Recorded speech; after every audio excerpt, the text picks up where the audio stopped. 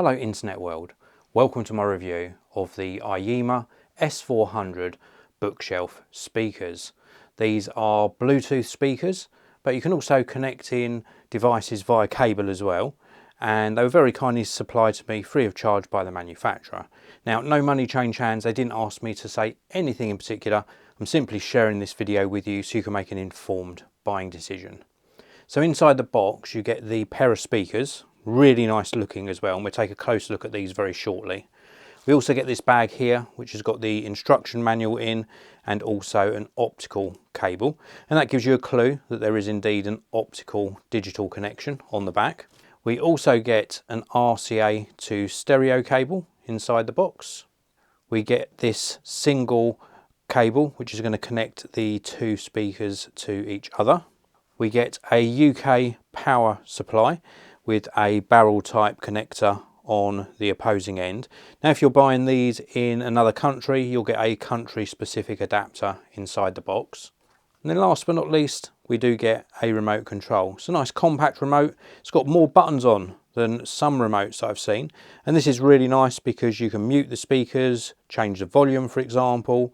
We've also got some media controls on here, and of course we can switch between sources, so we can switch between Bluetooth, optical, USB and RCA connections. And then the two speakers themselves, they look really very nice. They have got a plastic casing, so these aren't a wood casing, but it's a really nice quality plastic and the construction feels very good. We've got a nice little tweeter at the top and then a mid-range speaker on the bottom here. When I say mid-range, it still goes down plenty low enough. It's got a good amount of bass frequency. We take a look at the side, you can see the nice compact nature of these speakers. They're really easy to accommodate.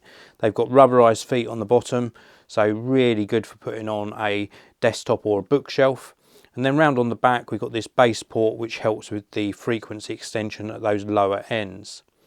On this speaker here we've got the one single connector which says speaker in, and that's going to connect with the supplied cable to the sort of master speaker. Before we take a look at this master speaker, I will also mention on the bottom of this one is where you've got the sensor for that remote control. So turning this round, this is the main sort of speaker of course. This is where you're going to plug that power adapter in. We've also got the connector to go to the other speaker just here. We've got the power button at the bottom for turning the unit on and off. We've got the RCA input. We've got the optical input. We've also got USB as well. We've got a source button and then a volume up and down.